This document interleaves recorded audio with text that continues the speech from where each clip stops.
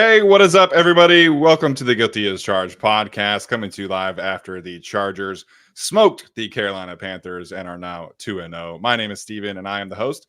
Joining me is my guy, Tyler, properly wearing his offensive line mastermind shirt after that one. Tyler, what's up, man? How you doing today? Doing fantastic. The Chargers did not start 2-0 ever under Tom Telesco. They do it in the first year with Joe Ortiz and, of course, Jim Harbaugh by playing Jim Harbaugh football off the back of many Joe Ortiz acquisitions. It's a good start, man. Great start. Did we expect a loss today? No, we did not, but it's good to see that they did win. Yeah, absolutely. You mentioning the Tom Telesco thing. I was a senior in high school in 2012. I am now 30 years old. I have since obviously graduated high school, served a 2-year church mission in Mexico, graduated college, got married, got my master's degree, bought a house, moved to California, working full-time as a school counselor since 2012, since the last time the Chargers were 2-0. So honestly, I don't really care that this was the Carolina Panthers. The Chargers are 2-0. Justin Herbert has 274 passing yards on the season, and the Chargers are 2-0. We have barely had to see Justin push the ball downfield. We barely had to see him. He's had a little bit of pressure moments here and there, but he hasn't had to be Superman. And the Chargers are 2-0. I'm gonna just gonna keep saying the fact that the Chargers are 2-0 like all stream long because it hasn't happened since I was a senior in high school. So regardless of who they played today, winning in the NFL is difficult, and becoming 2-0 in the NFL is difficult. So Ellie points out nearly halfway there to the win total from last season. This Chargers regime, man, it's different. You mentioned the Joe Ortiz, offseason acquisitions. It's just the culture is strong. The strategy is strong. I know it's the Panthers, and I know it might have seemed like kind of a boring game, but I think there's a lot of important things to touch on in this one. And I'll say it again and again and again. The Chargers are 2-0. They're going to stay in Carolina this week. The vibes are fantastic. They're going to have a week of team bonding, team practicing. I love to see it. I think this team is just really on the up and up, and taking care of business today was just, kind of a cherry on top for the weekend that could be. And, heading to Pittsburgh with a chance to go 3-0. Yeah, a really good chance to go 3-0. And I'll tell you what, I know it's not the Chargers game, but the 2-0 start does look a little bit better considering the Raiders are about to have headed into Baltimore and won against the Ravens. Now, the Ravens, of course, things can happen. It is the Ravens. It's Lamar Jackson. It's also the Raiders. So things could happen. But the Raiders being able to pull that off and at least be this competitive against the Ravens in Baltimore shows that was not the easiest matchup last week. And the Chargers still won by 12 points at home in a game where they weren't even that great.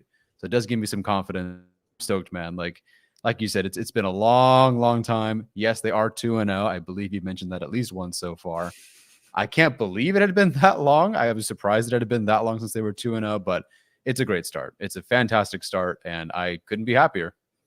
Yeah, and I think it just kind of speaks to this culture that Jim Harbaugh is building. Again, I don't want to get too ahead of myself, right? But sure. A lot of fans were talking about this being a trap game online. A lot of fans are like, we've never really been successful against the Carolina Panthers. Like, I'm sorry, Cam Newton's not walking through that door. Luke Kuechly's not walking through that door.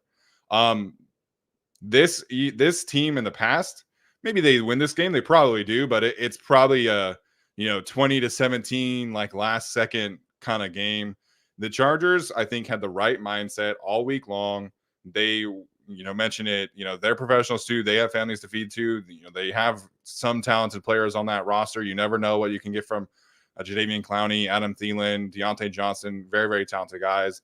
And they had the right mindset. And I think that showed up today. I don't know where you wanted to start, but I guess we can just start from overall defensive success today. The Chargers allowed 159 total yards for an NFL game, regardless of who the quarterback is. That's a tough thing to do.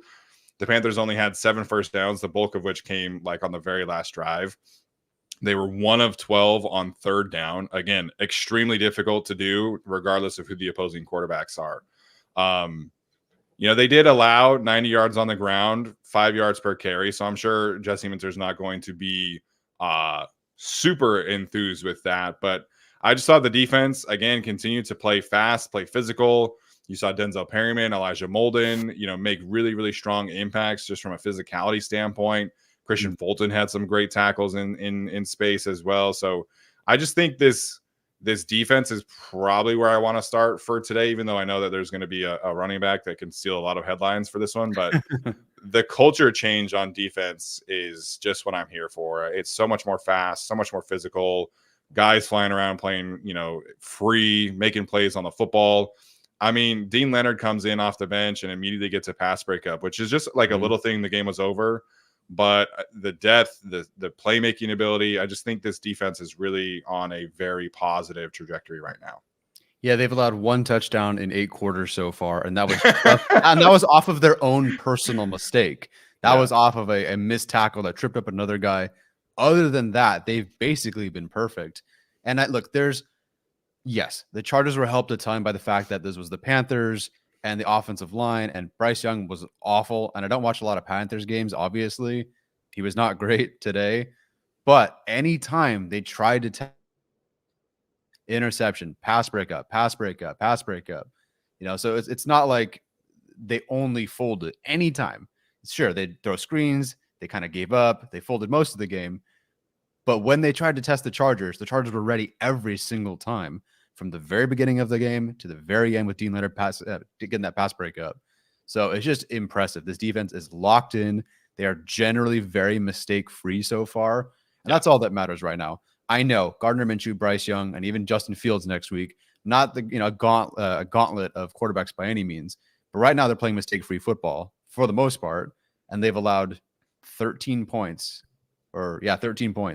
in 8 quarters, which is pretty good. Yeah, pretty good. And you play who's on your schedule, right? Yep. And of course, on the long haul, we can talk about, maybe some concerns against greater quarterbacks. And I'm sure that, when I watched the tape, Gardner Minshew definitely left some stuff on the field. I'm sure Bryce did as well. Sure. But you play who's on your schedule, and it's not like the Chargers play a ton of great quarterbacks. Obviously later on down the stretch, they'll play Patrick Mahomes twice. They play Joe Burrow. They play Lamar Jackson.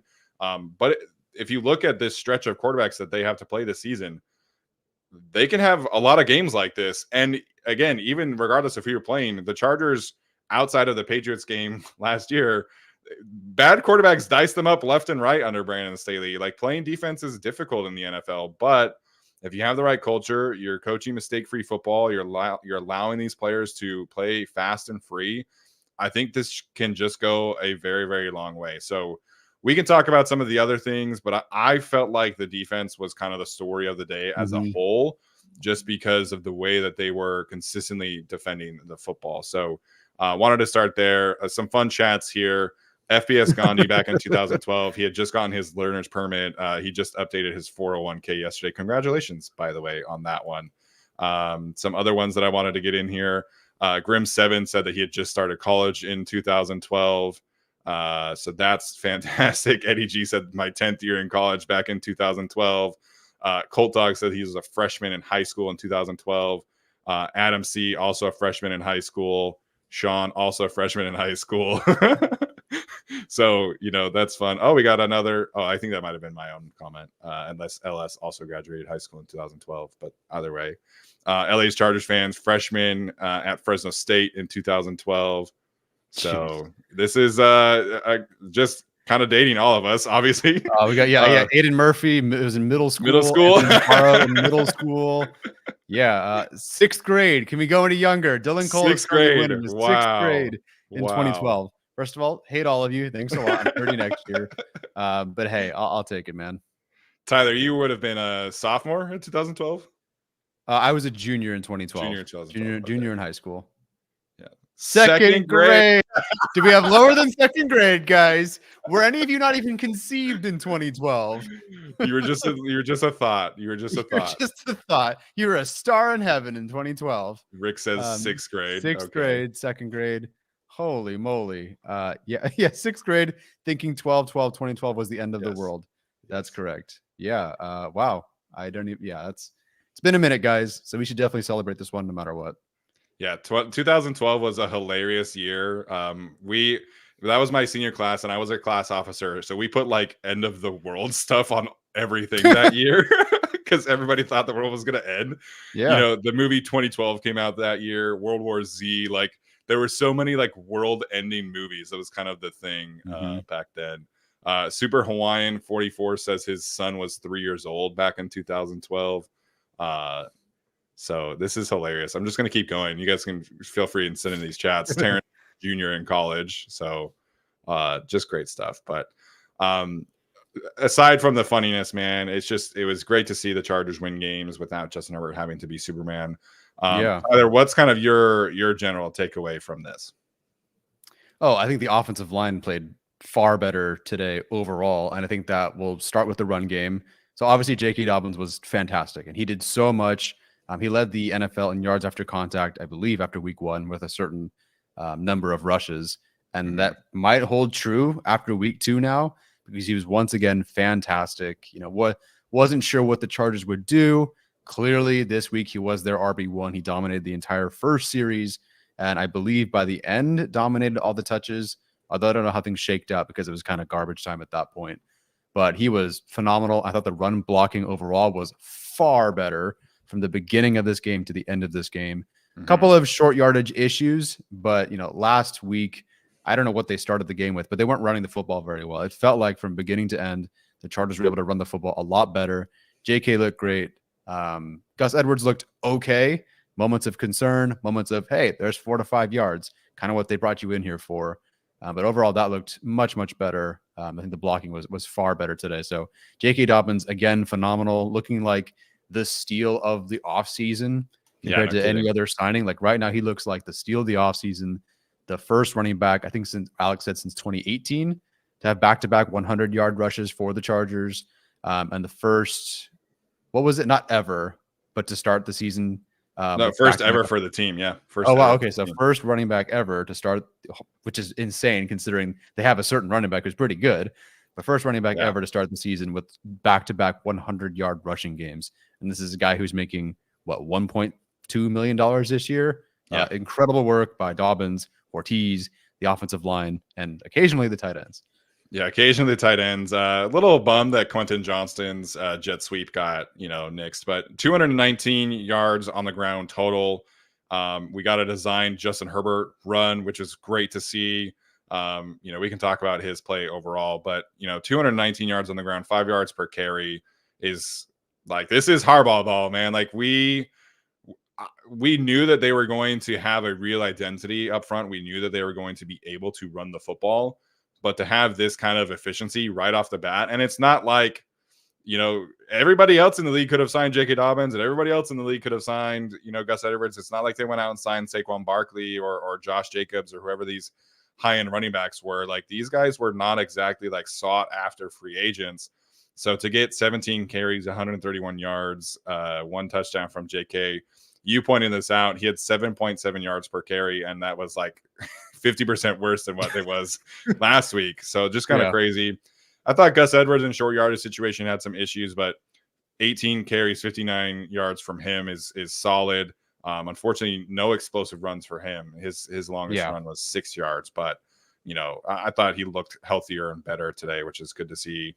Hassan Haskins, 3 yards, 11 carries. Like, it's just, the run game was working today, and there was no real reason for Justin Herbert to really kind of do much with his arm. So this run game, if they can consistently run the football at 5 yards per carry, man, it's a game changer for this offense. Just really raises the floor and will keep them in every single game and keep them on schedule in every single game. Like, I was so used to just seeing like 3rd and 9, 3rd and 10s under the previous regime for Justin Herbert.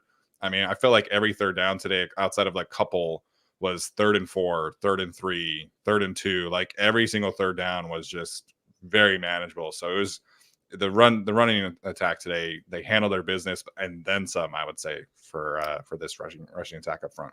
Yeah, they definitely did. They had an easier time getting to 3rd and short than converting that 3rd and short, which is a bit frustrating. And there was also a punt there. Some people debated they should have gone for it or not gone for it. I'm indifferent. But I think those things will get cleaned up. Point is, look, we saw last year the difference between week 1 and then week 2 for an offense, and then, of course, the rest of the season. It's nice to see the Chargers took whatever they did in week 1, and it seems like they've built upon it. Whether they've added more plays, I'm not entirely sure, but they definitely built. Actually, no, they did. They seemed to execute a lot more outside stuff today. Well, they ran outside stuff today. Execute is maybe a different word on that one, but they definitely tried more today. And I think they're just continuing to grow. Some things are definitely still off. Some timing is still off.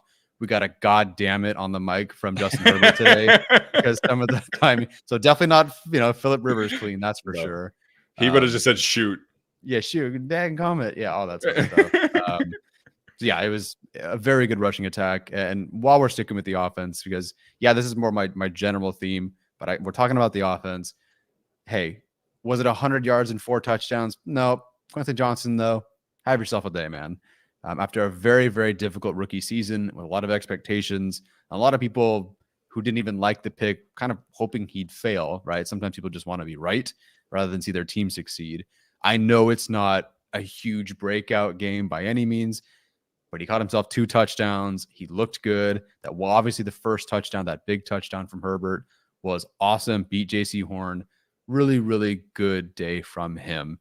And yeah, like you said, I wish that jet sweeper, the reverse, or whatever it was, stood for him. But otherwise, very solid game. Just keep stacking those games.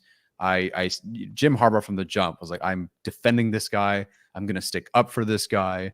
And you see why on this coaching staff, there were 6 former 49ers players that came out and other former players from around the league who came out to work with Jim Harbaugh again.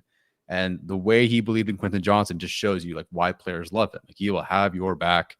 And it was nice to see Quentin Johnston reward some of that faith in him because Palmer was hurt. DJ Chark is out. Ladd McConkey's still a rookie. Someone has to step up, and he did today. Yeah, man. I mean, if he can consistently give them 40 to 50 yards a game in this offense, that's like 850 yards on the season. Like that's a very, very positive step forward for Quentin Johnston. And even if he, is not just like the, biggest play threat, I thought he continues to just look more comfortable out there. Me and Brooke were talking about it during the game. Like the broadcaster guy to start the game was like, they need him to be a legit number 1 receiver in this league. And I'm like, they really don't, not this year. I think this year they just need him to show that he can be a legitimately functional NFL wide receiver. And if that ceiling is a wide receiver too, that is a player who is worth the 21st overall pick in today's NFL. Like this is a guy who's on a much more positive trajectory than he was last time. And during the broadcast, the sideline reporter, I forget her name, but she does golf stuff for CBS too. But she was saying that she was talking to Justin about Quentin, and he acknowledged to her, like, this is a different QJ this year. Like he's more confident. He's more himself. He's more natural. He's more just comfortable out there. And so I think it shows on the field, right? Like he's just a confident football player right now. And I think this can result into him having a pretty good second season. Again, I'm not expecting 1,200 yards, but if he can give them 800 to 900 yards and just be super efficient, I mean, he's averaged 12 yards a catch so far in 2 games. I'm cool with that. I'm taking that, definitely for where he was at from last season. Yeah, absolutely. The growth is solid. This is honestly at this point, it's more than I expected from him 2 weeks into the season, especially given what his role was. He's their number 1 receiver right now. Yeah, and he's earning the right to at least get more targets. So I hope they continue to do that. They're going to need him, against Kansas City, probably against the Steelers too, but definitely against Kansas City. So glad to see him stacking these games. So officially the Raiders do beat the Ravens. So Jim Harbaugh beat the Raiders. John Harbaugh not beating the Raiders. Yeah. I like this comment from Kevin Koenig earlier, and I wanted to touch on that before we started talking about Quentin. But the orbit motion for Darius Davis, I mean, poor guy was just like running laps out there. He was, yeah. But you could tell it was an adjustment from last week, and I really enjoyed, the way that it kind of messes with the linebackers out there. And I do feel like they kind of pivoted towards more, off tackle zone, kind of pin and pull concepts. I'm really excited to go back and watch this run game on tape. I think they did a lot of cool things. They did some of the whole like traditional 3 tight end, power stuff like Jim Harbaugh has always had. But I thought the run game was much more diverse today. I thought the Darius Davis usage really called out there. Mm-hmm. And Justin Herbert's big run it was a design run. It was an orbit motion, Darius Davis out. Or I think that one might have been Ladd McConkey, actually, now that I think about it. But there was an orbit motion, and then it was a zone read. So, again, it's just a way for this rushing attack to keep people honest. We'll see how much running Justin Herbert does next week, coming off of an ankle injury, which I wasn't crazy about. But I think this offense, the run offense, was just more fluid today. I thought it was more diverse, and I think that led to a lot of the big plays. And it just, like halfway through the first quarter, I was like, okay, like JK is going to pop a big one here in a minute. Yeah. And then eventually he was able to do that. So I just love the plan up front from Greg Roman and the rushing offense. Yeah, it was fantastic. And I gave a lot of grief to Scott Matlock and that decision last week. I do not think it was perfect this week. There were several instances where it wasn't. But I felt like even last week where there was a big run, it wasn't necessarily because of Scott Matlock. They were not really running where he was blocking because he was blocking some guy on the right. Dobbins ran left for big touchdowns. On his big touchdown, Matlock had 2 blocks. It was a 2-for-1 block by him, and I thought that was very impressive. So I think this week, while still imperfect, was much better. I thought it looked more comfortable this week. Yeah. Looks like Quentin Johnston got a game ball after the game from Jim Harbaugh today. So very, very well deserved there. Yeah, that's awesome. That's awesome. I guess Marvin Harrison Jr. is tearing it up right now, and he is. 2 catches, 2 touchdowns. So after in the press conference, Jim Harbaugh said about Quentin, everybody on the team really likes Q, loves him, respects him, probably because he's been picked on by a lot of people, but it doesn't faze him. He continues to make tough catches across the middle. Not many people do that. So, yeah, good compliment there. Yeah, very nice compliment there. I'm glad to see his resilience, his resilience, and then the faith the Chargers have in him. You have no choice but to try to have some faith in him.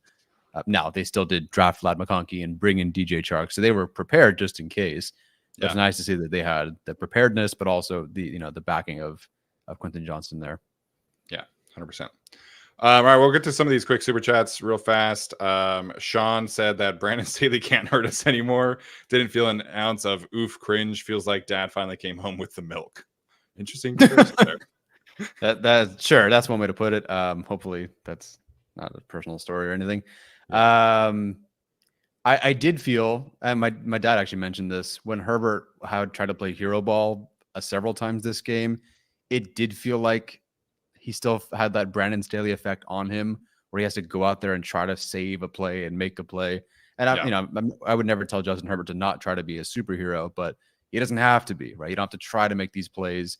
The sack that he took is going to be attributed to Joe Alt, but I felt like maybe he could have gotten rid of it, or obviously the interception, just trying to do a bit too much there. And we can talk about Herbert at any point, but Brandon Staley effect maybe is still there just a little bit because he doesn't need to. Like he do what, 130 yards today, 125. What was it?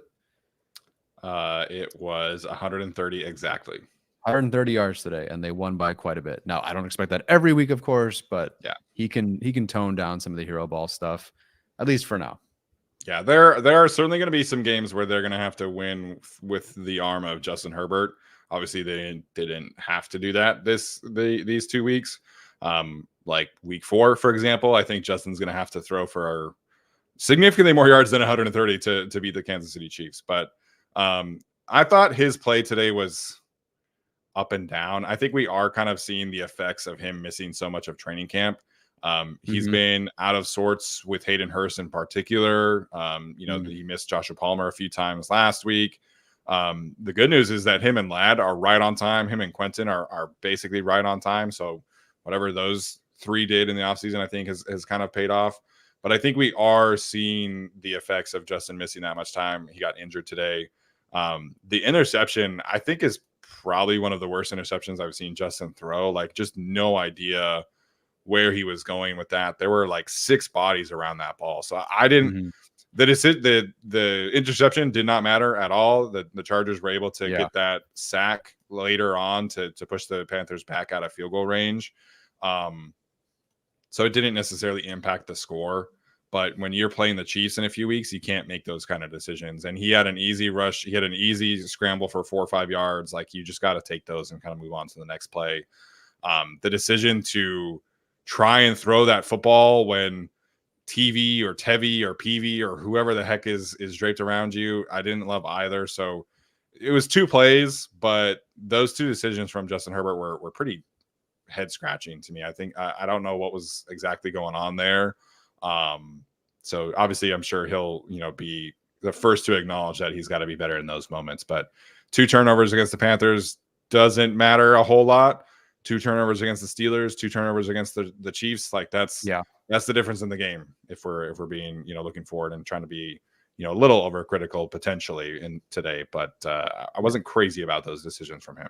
Yeah, I mean, have to be realistic. The Chargers are playing the Chiefs in 2 weeks, and heck, maybe against the Steelers it matters, but you can't turn over the ball over twice.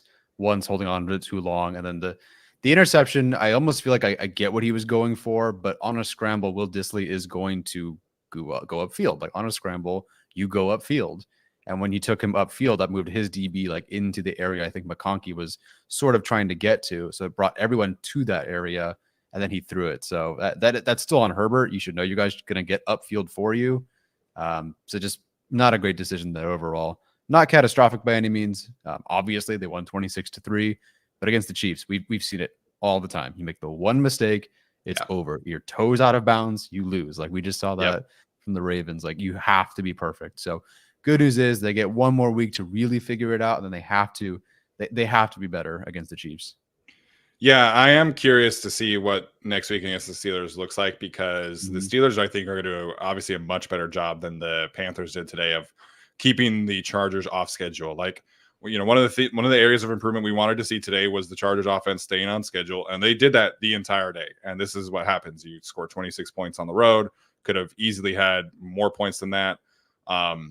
Next week, it's going to be probably kind of more of the first week. And so, how do the Chargers problem solve and prepare to keep the Steelers defense off schedule? Because this is, again, jumping ahead a bit, but it's the same thing with the Chiefs. Like, I think if the Chargers can keep this momentum of staying on schedule, then great. And this is an offense that can, function at a decently high level. So some thoughts there. But Tyler, you'll be very happy to know that the Chargers tweeted out a picture post game of the game ball situation with the hashtag no elevators. So the Chargers are fully committed to the bit of aiding elevators right now. I love it. I don't remember the last time the Chargers had like a bit they could run with during the season other than like, please attend our games because we suck. So hopefully this can continue. I love it. I love the no elevators thing. I think it's fun. I think it just shows Herbert's having a good time out there. The team's having fun. They're rallying around him. I love it. So Marvin Harrison has 3 catches and 2 touchdowns. So he's pulling a Quentin Johnston today. Yeah, we can just pretend that we got Quentin Johnston this year. We have Quentin Johnston at home. We have Quentin Johnston at home. Yeah. Marvin's touchdowns are a bit different. I'm watching a video right now. It was a 60-yard touchdown. So yeah, 3 catches for almost 100 yards and 2 touchdowns. Not too bad. I guess Marvin Harrison Jr. might be good in this league. Yeah, some people were concerned about him after he got clocked at 12 miles per hour on one of his catches or something like that. It's like, I'm not concerned. Getting back to some super chats here. Andrea Schoon, win. Boy, do they look good. Hopefully you guys had a good time watching the game today. And then she also said that Dobbins, love this guy. Just such a cool story, man. Like, I think all of us have been, we've seen players get kind of injured and things like that. I didn't realize how bad his first knee injury was. But he even tore his hamstring on that injury, which is just kind of crazy. And then had to get a second surgery to clean things up the next season.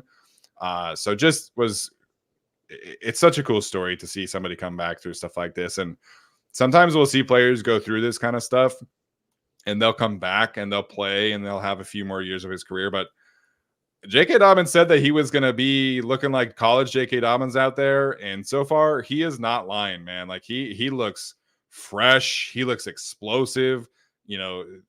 People were kind of messing around about how slow he was last week, but he was clocked at 19 miles per hour on one of those big runs. I'm curious how fast he was measured today, but he looks good and he looks explosive and fast and physical. I love the way that he's running right now. So it's a cool story, But beyond the cool story is that he's playing fantastic out there. Yeah, he is. It's contact. I do think he looked not the top speed. The entire duration of that touchdown run looked faster than he was against the Raiders. I don't know how fast the Raiders DB is, but he looked great. And then just the balance to stay in bounds. And obviously he's feeling healthy enough where he can do a front flip and crash onto his back. Would like to see him maybe stick the landing, but I guess you can spare your legs the blow if you land on your back pads or something. I don't know. Clearly feeling healthy to be able to do a front flip. And I love it. Like, it's got to feel good for him to leave a team that drafted him after finding some success, but tons of injuries, go to a different team, bet on himself, and so forth through 2 weeks. One of the best running backs in football. Yeah, man. Gus looks a little like he was dealing with an injury throughout training camp and in the spring, and he looks like he's still kind of rebounding into shape. But JK looks fantastic, and you're not going to get 130 yards every single week from JK Dobbins. Yes, Gus at fullback clearing the way outside was cool to see. Scott Matlock did have a very good block on that play. Have to give credit there. But JK, if he looks like this and the Chargers can block like they did today, which again, Panthers, but I think there's a pretty good chance that JK can lead the league in rushing or potentially challenge for leading the league in rushing. That might be too much of an overreaction, but this has 1,000-yard season all over it for me. It just looks so good. The usage is there. The blocking is going to be there. The just emphasis on running the football is going to be there. If the Chargers play a bad run defense, this is what it's going to look like. And there's going to be a lot of chances for J.K. Dobbins 100-yard games going forward. Yeah. Oh, definitely. He's over a quarter of almost a third of the way there to 1,000 yards. So yeah, I think especially with the teams in front of them, obviously some more difficult, but the overall schedule, yeah, he could definitely get there. And even in Baltimore, same thing. It all just comes down to the health. And I hope he stays healthy. But right now, this Chargers offensive line, outside of a couple of short yardage plays, they really, I forget what the stat was in the preseason, but there is so much time between J.K. Dobbins getting the football and then being hit, whether that's, left, right, outside, you name it. There's so much time in between. You take an explosive player like that, give him time, give him space. Yeah, it looks great right now. Yeah, so he's got 266 yards on the season on 27 carries. What is that? That's pretty good. That sounds about right. So 26 carries sounds about right. That's 9.85 yards per carry. Woo! Okay, that's pretty good. I think that's pretty decent. Good. That's pretty decent. Yeah. Considering this is the guy who currently leads NFL history in yards per carry already. So, yeah. I mean, I would love to see him be more of a receiving threat. I'm not going to say he's Jamal Charles by any means, because that's the current yards per attempt king. But it's been phenomenal so far. And yes, I see the Marvin Harrison Jr. stuff. Holy cow! Another at a score again. No, but he has another catch, so he's at 131 yards and 2 touchdowns in the first quarter. It's pretty good. Yeah, that's pretty good. Considering he was barely targeted last week. Melvin Gordon, 2017 was the last 1,000-yard rusher. I know that's true, but it's kind of crazy to think that was the last one, because 2018 he would have had it, but he missed, I think, 4 games that year and was just I think it was 950 or something like that. So yeah, crazy that this is the kind of season J.K. Dobbins can have. And honestly, man, if he keeps this up, I'm A-okay with bringing him back and signing him long-term. He obviously is very, very happy in Los Angeles. He loves playing for Jim. We know what Greg Roman thinks of him. So again, jumping ahead here a little bit too much, but if JK can play like this, I'm all about bringing him back. It's tricky. So someone mentioned earlier, all these 1-year deals. Who do you bring back? Who do you bring back? We'll see. Obviously, that's something we have to evaluate at the end of the season.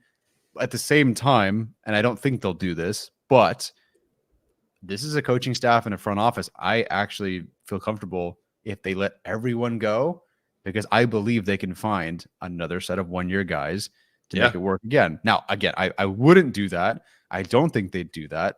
But if the only guy they bring back is Christian Fulton, I would trust this regime to actually, okay, fine, where's our next set of guys? Or obviously they can use the draft or whatever is needed. They'll find it. I mean, we didn't talk about him specifically, I don't think yet, but like Elijah Molden, they traded for him for nothing, and it's paying dividends by quite a bit so far. Like this team is just going to find other guys. So I don't hate if they let Dobbins and other guys go, but I'd love to have him back if he earns it. Yeah, I did have on my mind to bring up Elijah Molden, and I thought he was fantastic today. Obviously, the interception, couple very key run stops. He was just a fantastic tackler in general. So, again, he's tracking towards somebody that I would love to bring back. Like, I think if you can keep him, Alohi, and Derwin together for another year, it just stabilizes your back end so much. I thought he was fantastic today. I thought Christian Fulton, again, very limited amount of targets, but Christian Fulton had two key tackles in space. He had a pass breakup. He had a pass defended in the end zone, which forced an incompletion. So Christian Fulton was good. We'll see what happens there. He's got injury history, so we got to wait and see exactly what that looks like. But these 1-year contracts are hitting outside of maybe Bradley Bozeman, but we'll see. Hayden Hurst hasn't looked like a huge impact player just yet.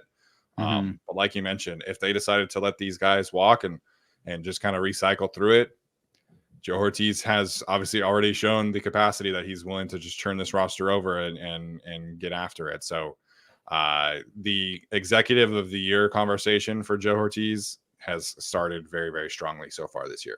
Oh yeah, he should be one of the front runners right now.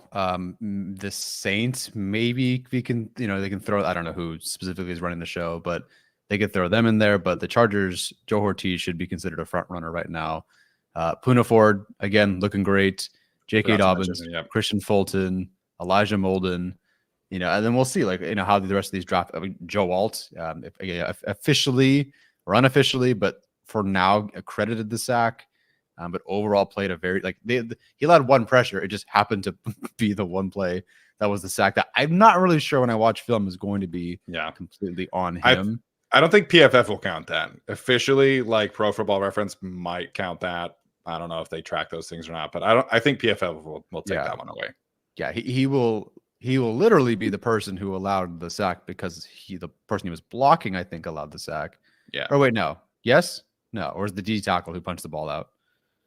I don't know who they're crediting that with, but the broadcast said that it was Joe Alt's person. But that was probably I feel like Justin Herbert held that ball for like 4.5 seconds. So I think PFF will credit the sack to Justin, but other places might say that it was accredited to Joe Alt. Although I would hope so, or hope not. Any news on Colson leaving the game? Any updates on the? So only thing we know is it was a hamstring injury, which just.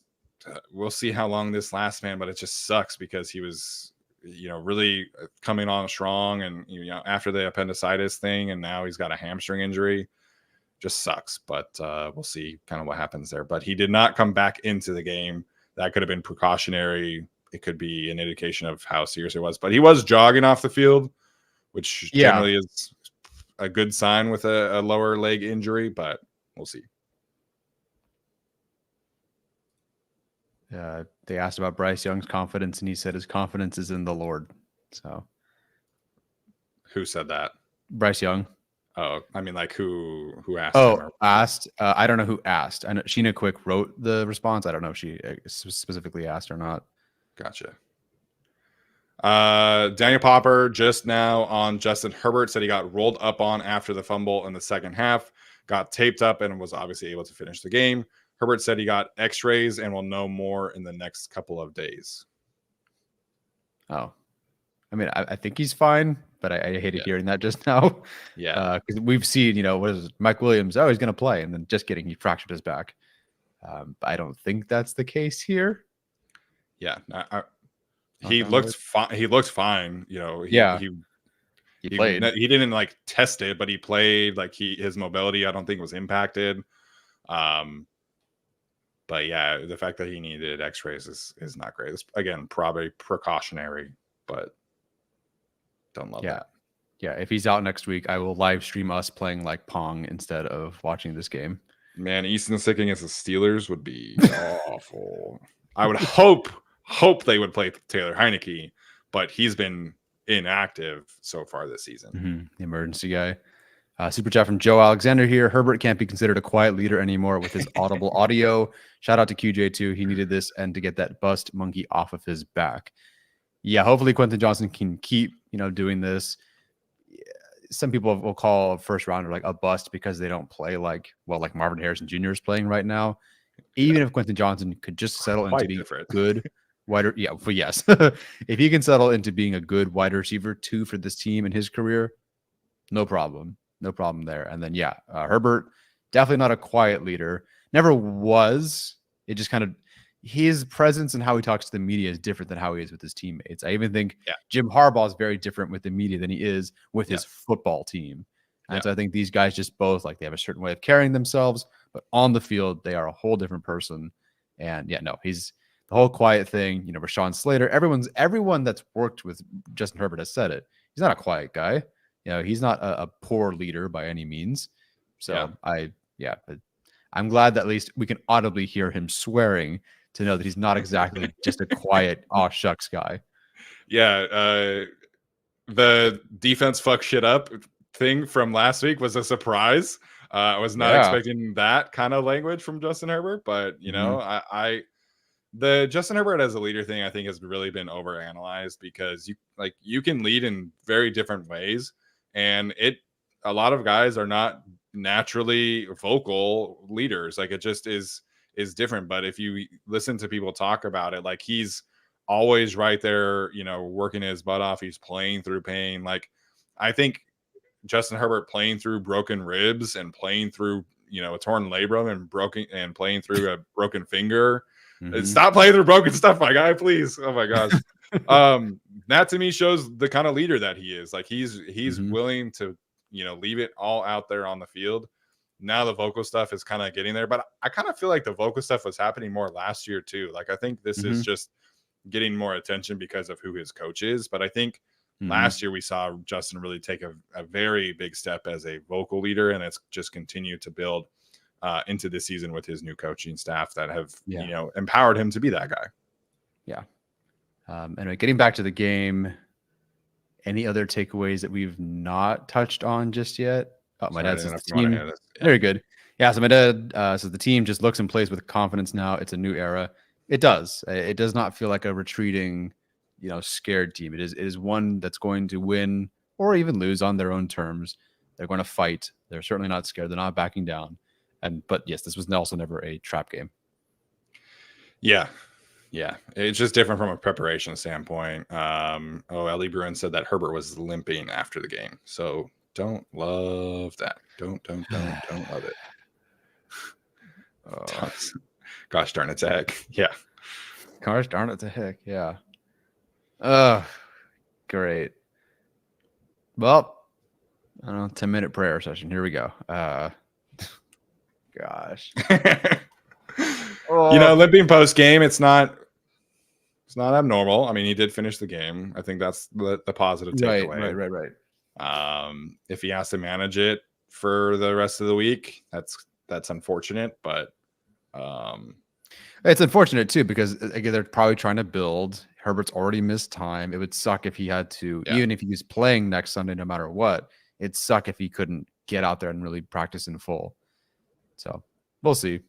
Yeah. Positive vibes. Positive vibes. He's fine. He's fine. He's played through worse. I can say that confidently. He has played through worse. Shoot, if he just wants to sit in a chair and throw the football or hand it off, we can do that too. Oh man, the Cardinals are up 21-0 right now. On the Rams, right? Yeah. Yeah. Pittsburgh's beating Denver. Great. Make it bad for Denver, as bad as possible. I did want to shout this out from Eric Smith. The Las Vegas Raiders and Carolina Panthers have combined to have 2 plays in Chargers red zone territory. Whoa, that's new. Do it again, because it seems like a good stat. Yeah, balloons, baby. Woo. I don't know what's that for. I still get nothing, so I'll just do my Richard Nixon impression or something. That's all I got. But yeah, man, Raiders had 1 play in the Chargers red zone, and the Panthers had 1 play in the red zone, which is I don't care who you're playing. That's difficult in the NFL. Yes. So the Chargers defense under Jesse Minter they have not been super tested just yet, but they have passed with flying colors so far at the start of the season. Yeah, phenomenal. I can't wait to see what all the defensive analytics and stuff say about this Chargers team's start, because they've been insane to start the year on defense. Yeah, it's been good. I also thought Deion Henley played pretty well today. We'll see what the film shows there, but I thought he was flying around. Denzel Perryman had a couple of just like huge hits. Like there was one time I think Deontay Johnson caught a screen. Yes. And Perryman just like lit him up, and you could tell it surprised Deontay. So it was good to see. Poona Ford, didn't see a ton of him in the second half. I wasn't exactly like focusing on him at that point in time. But on the first like 3 drives, there were 4 or 5 plays where he was already in the backfield. So yeah, it was the guys you expected to be good, played good. Joey Bosa, another sack, was good to see. He needs 1 more sack to get second in franchise history in sacks, passing Sean Phillips. So, good game there. I was my prize picks again. I was 1 away, and the one prize picks thing I missed on this week was Khalil Mack's sack number. So, I decided last minute to pull Justin Herbert's passing number, which would not have hit, but I swapped in Khalil Mack's sack number, and he didn't get a sack today. So that was unfortunate. Yeah, I was hoping for. So I'm looking at my past ones. I did actually do pretty well this week. Of course, it's not going to load. I got $220 off the Raiders game, actually, so that's pretty cool. Nice. And then I almost had it, but Xavier Legette, I just needed him to get 11 receiving yards, and I'm not even sure he was in the game. So yeah, definitely not great there. But yeah, then I got my 4-pick lineup hits. I got $60 from that, so not bad. I finally won a thing. So there you go. Another 2 years, I'll win again. I don't know. My younger sister Julia, she has like the best luck, and she wins giveaways like on Instagram like once every 3 months, and she just won a giveaway with tickets to Disney World. So I need to get her luck and have some of that rub off. But I have never won a giveaway in my life, like of any sort. So yeah, is what it is. All right, Tyler, any other final thoughts on the game before we head out of here? Cameron Dicker missed an extra point, so I guess he is human after all. So what a slouch. I made the field goals look no issue though, so no issue there. Yeah, I'm blaming the hold. I can't. Anybody else? Yeah, I can't blame the snap because Josh Harris is too good. I'm blaming the hold. I don't know what happened there, but it was his first missed extra point in his career, so I guess he's allowed to have those. Justin Tucker missed a couple field goals today. I'm just saying, best kicker in the conversation is wide open right now. So Cameron Dicker is in that conversation, I would say. Yeah, I'm trying to think who else. I guess I've looked at the numbers. I know, of course, Dustin Hopkins had a 50-yarder today. I know that. Yeah, he was 3 for 3. So yeah, it'd be fun if it comes down to Dustin Hopkins and Cameron Dicker. Yeah. The clown in Kansas City, unfortunately, is in that conversation, and then the kicker in Dallas, Brandon Aubrey, probably in that conversation too. Oh, fine. Well, by default, we won't vote for the Kansas City one, so we just need the Chargers. Yeah. To do well. All right. So we appreciate you guys for tuning in today. Hopefully, you have a great rest of your Sunday. Radio broadcast said the wind was kind of wild today. There we go. Blame the wind. Yeah. Stupid wind. Yeah. All right. We are going to be live on Tuesday. Can't wait to watch this film and see exactly what this rushing attack looked like on tape. I'm excited to see, how the difference of, just overall plan and scheme came to fruition, and we'll have our usual film takeaways episode on Tuesday. Tyler, any final thoughts before we head out? 2-0, blah, blah, blah. 2-0 feels great. 3-0 would be even better. Yes, 3-0 would be great. Heading into the Chiefs game would be awesome. All right, guys, 2-0, man. Jim Harbaugh's Chargers changing the game right now. J.K. Dobbins is back. Just is good vibes today. Send some good vibes to Justin Herbert and that ankle. That would be obviously the last thing we need heading into the Steelers game. So we appreciate you guys for tuning in. Make sure to like, comment, subscribe, all that good stuff does help continue to grow the show. And that's going to do it for us today on the Guilty as Charged podcast. As always, bolt up.